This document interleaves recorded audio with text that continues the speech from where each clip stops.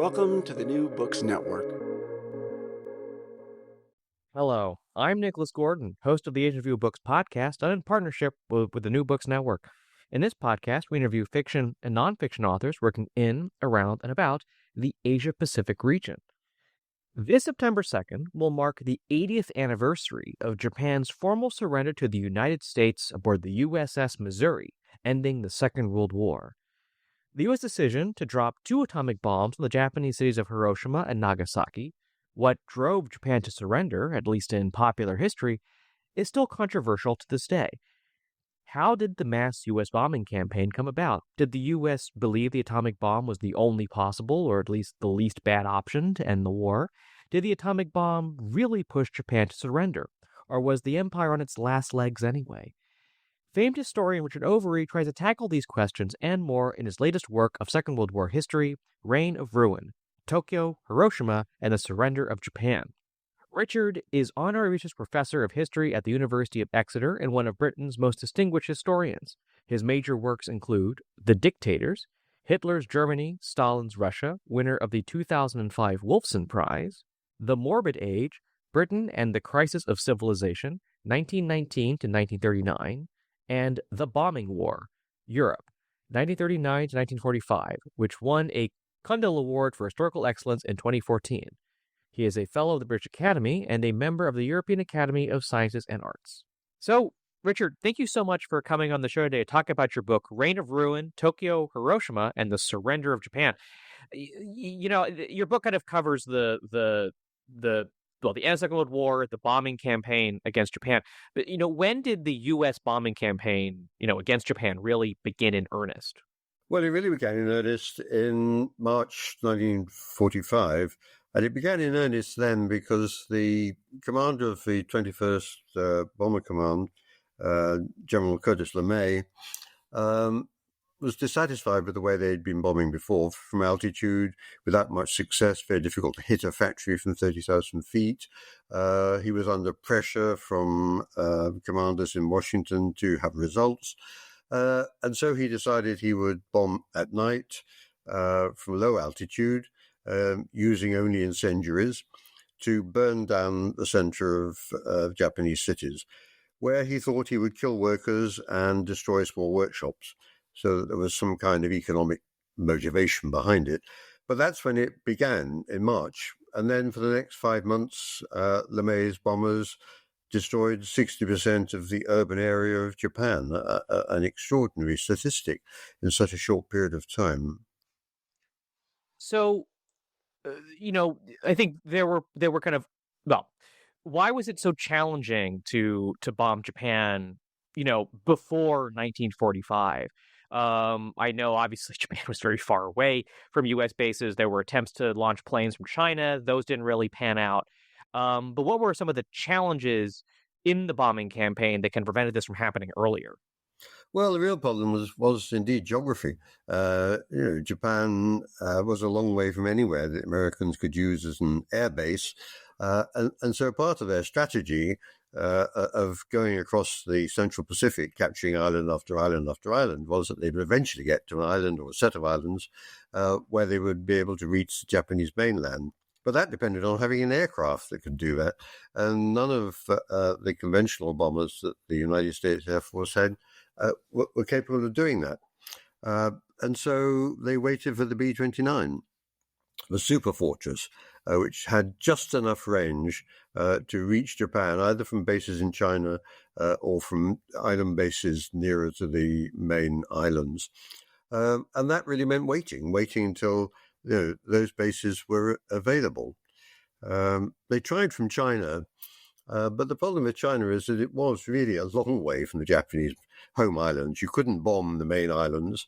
And when you arrived over the southern island of Japan, it was very difficult to find your target and very difficult to hit it from 30,000 feet. It was really a washout, the campaign from China. So everything rested on being able to capture the Marianas, the islands near enough to Japan to enable the B-29 to reach targets on the main island, and particularly to be able to reach Tokyo. that didn't happen, of course, until late 1944. I know one of the kind of long running debates about the war is, how much U.S. bombing, and I mean bombing in general. Obviously, we'll get to the atomic bomb later, but how much evidence do we have of how these bombing campaigns actually affected the Japanese war effort? I mean, what do we know about whether they degraded Japanese capacity, whether they made a difference in war planning, or were they just, I guess, ultimately it didn't actually determine the course of the war very much? Well, it didn't, in the end, ultimately determine the course of the war. Uh, uh, uh, the problem was really finding out what effect it did have at the time. So you carried on bombing because you didn't really know what effect it had had.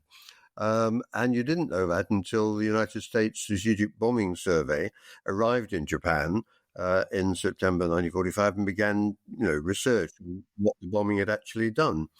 And the difficulty was much of the problem that the Japanese war economy faced was inflicted by the United States Navy. The blockade was much more effective than the bombing. The blockade basically cut Japan off for its overseas sources of raw material, coal, food.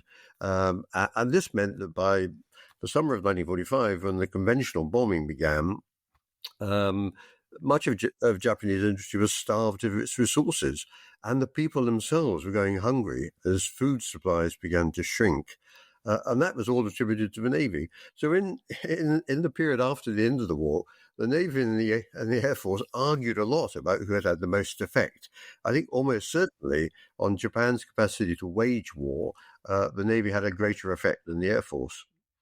Where were the British in this entire discussion? I mean, I did think they were focused on Southeast Asia and the threat to British India, but I mean, how involved were they in any discussion about moving the war closer to Japan? Well, this is an interesting question. One of the things I've tried to do in this book is to bring in a British dimension. I looked at the British archives for this whole period, which I think most historians haven't done. And the British were very keen on the idea that they would join in. And they began to plan that from 1944 onwards. But what they wanted was the end of the war in Germany first, of course. But then when that had finished, what they wanted was the Americans to supply them basically with bases in the Pacific where they could actually hit Japan as well. And the Americans' leadership were not very happy with that because they had spent a lot of time trying to defeat Japan in the Pacific, where the British had contributed almost nothing.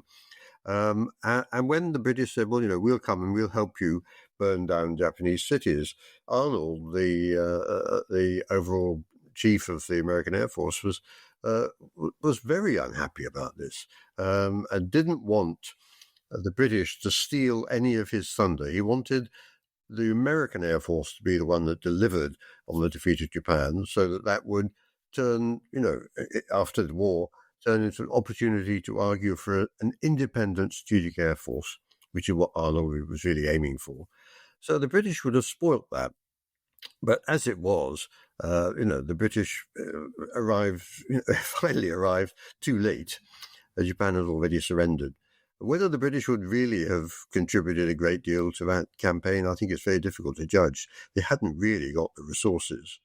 Yeah, I was going to say, I mean, is it your sense that the American hesitance on having the British be involved was more about sharing the glory as opposed to some kind of like, yeah, sure, you can really help out, Yeah. Yes. Well, they didn't think they could help out. In fact, the Americans were going to tell the British, well, you can do this, you can do that, some auxiliary operation. But, the main task of destroying Japan so that Japan would surrender was something that LeMay and Arnold wanted for the American Air Force. I guess I should also talk about the Soviet Union, although they don't really come in, I guess, until later. But kind of, what was the Soviet perspective on the war in Japan? Well, I mean, for most of the period of the Second World War, of course, the Soviet Union was desperately defending itself against Germany and then turning the tables and invading Germany, bringing about German defeat. But Stalin, was very interested in East Asia and had been, before 1940. And he took the opportunity of the approaching end of the war in Europe to secure from Roosevelt and Churchill at the Yalta Conference agreement that he would be able to secure Soviet interests in northern China, in the former empire of Japan, and so on. And he wasn't prepared to enter that war until Germany had been defeated and he had built up forces in the east. But he was watching what was going on. And it's quite an interesting thing that Stalin didn't really want Japan to surrender, because if Japan surrendered, it would be very difficult for him to get the things he wanted in East Asia. And when the atomic bomb was dropped, he was very worried because he thought Japan might surrender, and then he wouldn't be able to get the things that he wanted. In the end, of course, Japan didn't surrender immediately after the bombs, and Stalin got what he wanted. You note that the trickiness about kind of judging the effectiveness of the U.S. bombing campaign is that it was kind of hard to know what the effects actually were until the U.S. got there. But was there? I mean, at the time, was there a lot of discussion or debate, whether in U.S. Civil military leadership or amongst the U.S. public, about the bombing campaign against Japan, like whether it should be done, how to do it, like what was there any discussion or debate about this in the U.S. at all? Again, pre-atomic bomb. Well, there was much less than you would think. I mean, the biggest impact was the firebombing of Tokyo in March 1945, which did suddenly alert the American public to the idea that the Air Force might achieve something, and there was widespread enthusiasm for burning down Japanese cities, where there was a great deal of hesitation about the bombing campaign in Europe. They didn't like what the British were doing, particularly. They didn't like Dresden. But when it came to Japan, there was popular endorsement and enthusiasm for the bombing campaign, but not a great deal of discussion about how it should be conducted, or what was the right strategy, and so on and so on. Much less than you would think, and certainly among the military and political leadership, because they were focused very much on the idea that Japan would have to be invaded. Yes, the bombing would be helpful, as it was in Europe, and they encouraged LeMay to go on doing it. But until the arrival of the atomic bombs, the assumption was that it would be the army and the navy. They would be invading Japan as they'd been invading all those islands across the Pacific. So I do want to ask about the atomic bomb briefly. I mean, I've seen Oppenheimer. I'm sure many people have seen Oppenheimer, the movie. But could you just quickly run through just like what the U.S. actually did in terms of getting all this scientific talent together and driving towards the completion of the atomic bomb, in terms of the tight schedules and the work people did? Like, what was the U.S. strategy in terms of the atomic bomb development? Well, I mean, there wasn't a strategy, of course, until a bomb could be made available. The idea, of course, was originally to produce a bomb, before the Germans did, and once you got it, perhaps to drop it on Germany. But because it took such a long time to produce the fissile material, and such a long time to engineer the bomb, it's an extremely complicated piece of engineering. That the prospect of dropping a bomb in Germany became more and more distant, until finally, in 1944. It was clear Germany was close to defeat. It was clear there would not be a bomb in time to drop one on Germany, though Oppenheimer regretted that very much. So they began to focus more and more on the idea that if a bomb was available, it would be dropped on Japan. And it became clear by the autumn of 1944 that they would have enough fissile material, probably an engineered bomb, by the late summer of 1945. So it had taken a long time. Even then, that wasn't certain. Many things could go wrong. The engineering was very complicated. It might not work, but they persevered with this. And Oppenheimer drove his scientific team. He drove and drove them. They worked 18 hours a day. They were desperate to make sure they got a bomb. Having got a bomb, they were also very keen that the bomb should be dropped. And the scientists at Los Alamos were almost unanimous that it should be dropped on a Japanese city. And the science committee that Oppenheimer organized recommended dropping it on the center of a Japanese city, so that they could then assess after the end of the war what impact an atomic bomb would actually have. So there was a scientific purpose behind it as well. But once it became available, of course, it became a military question. The Air Force and the Army took it over. they planned basically a nuclear war. By May 1945, they had worked out how they were going to use all the bombs as they came on stream. 3 bombs on Hiroshima, 3 bombs on Kyoto, 3 bombs on Nagasaki, and so on, all the way through to the end of 45 and on into 46. In other words, they were planning to wage nuclear war, not just drop 2 bombs. In the end, Kyoto was eliminated and Nagasaki was added as one of the target cities. And the political and military leadership, Truman, Marshall, and so on, were informed the bomb would be available. There would be 2 ready for early August, and they could be dropped then.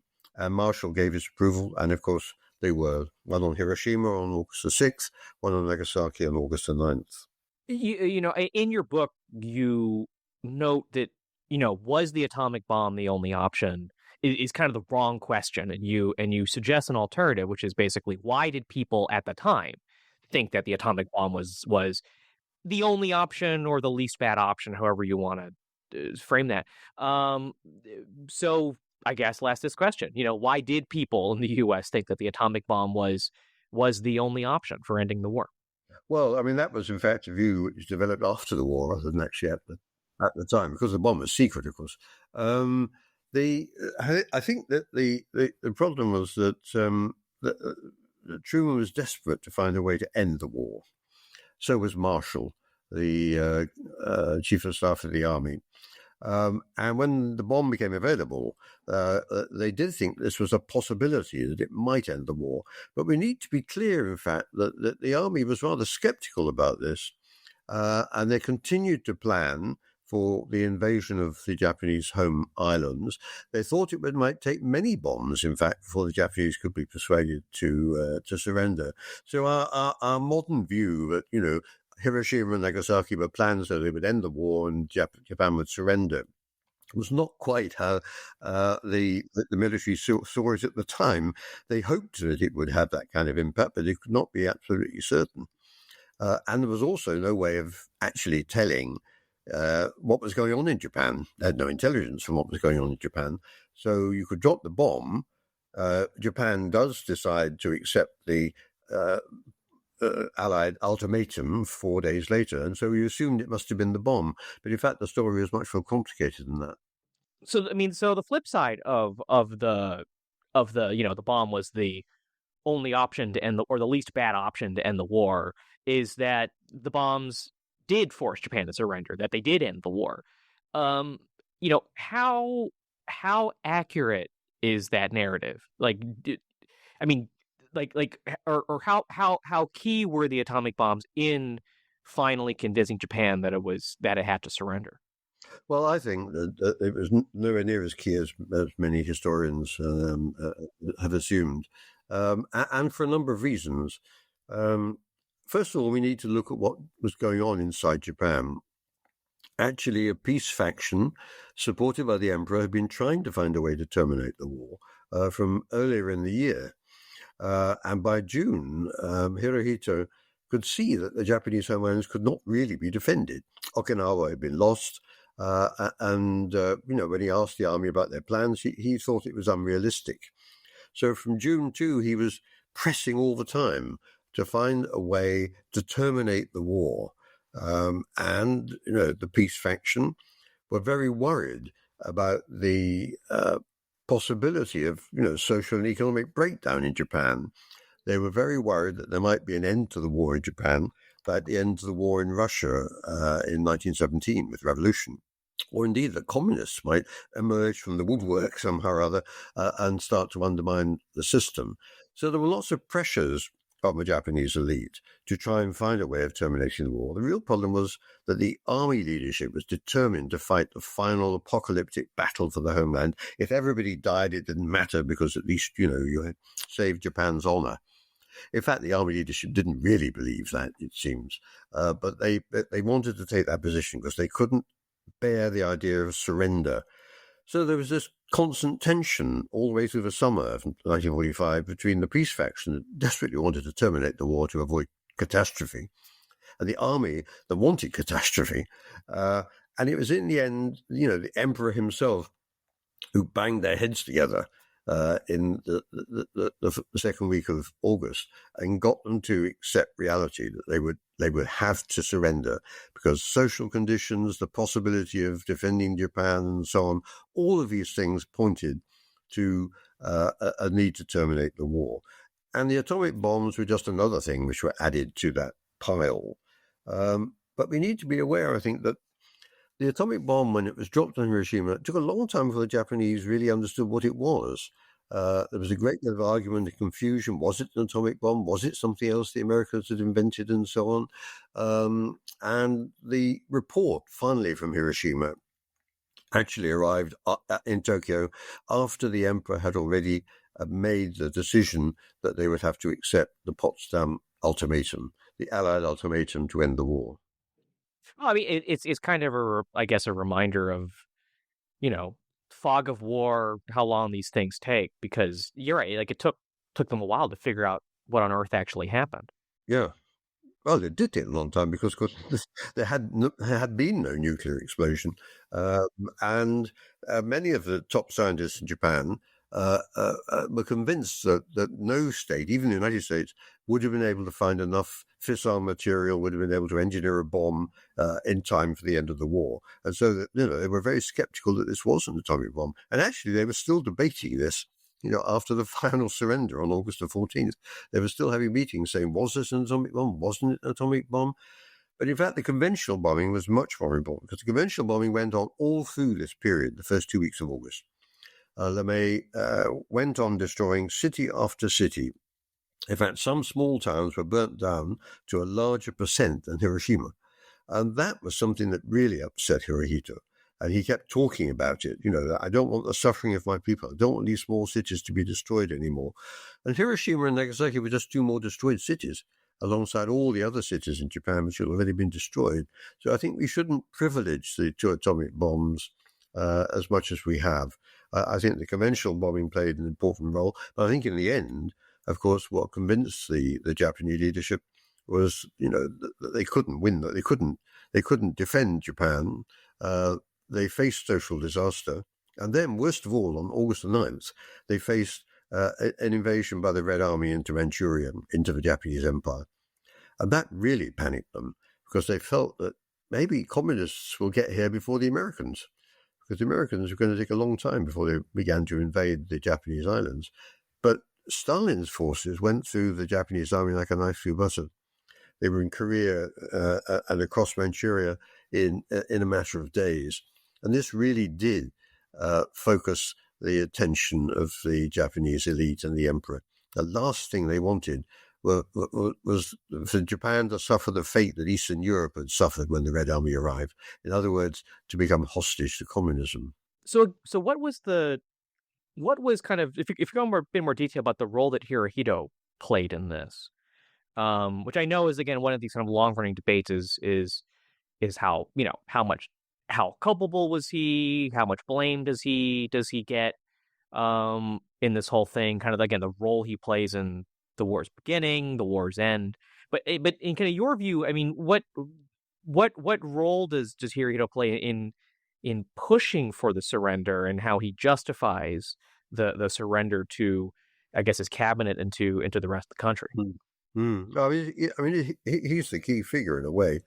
I mean, the problem that the Americans didn't really consider was the constitutional setup in Japan, where Hirohito can't really take initiatives with policy. He can't order something. The cabinet, and in this case the Supreme War Council, have to discuss it, and they have to reach unanimity. Then they come to the emperor and say, we have unanimously decided X, and the emperor says, all right, I approve that, or go away and come back with something else. But he couldn't initiate it. He knew that very well. The only thing he could do was to offer what was called a sacred decision. And this was almost unprecedented, that he, as the emperor, the emperor god, would finally make a sacred decision, which would then be binding on the political elite, the military, and of course on the wider population. But he hesitated to do that, even though he was being persuaded by some of the peace faction that he should do that. But all the way through, he wanted to find a way to terminate the war. He wanted the suffering of his own people to end. He wasn't, it has to be said, much worried about the suffering that the Japanese had imposed on everybody else. But he was anxious that he could, preserve the throne, preserve the Japanese nation, and reduce the suffering of his people. And those are the motives that drove him, in the end, in the early hours of August 10th, to say to his cabinet and the Supreme War Council, to say, that's it. We're going to accept the ultimatum, and, we're going to terminate the war. Then there was more argument because the Americans said, well, no, you've got to be subject to MacArthur, the Supreme Allied Commander. And they argued about what did subject mean. But in the end, Hirohito said, well, he doesn't say we're going to get rid of the emperor. And so I think it's okay. And so on the 14th of August, he called them all together again. And he said, we're going to terminate the war. And I want you all to agree with me. And after that, they did, despite the divisions, divided opinions and so on between the military and the civilians. They did all agree. They agreed that they would accept the ultimatum.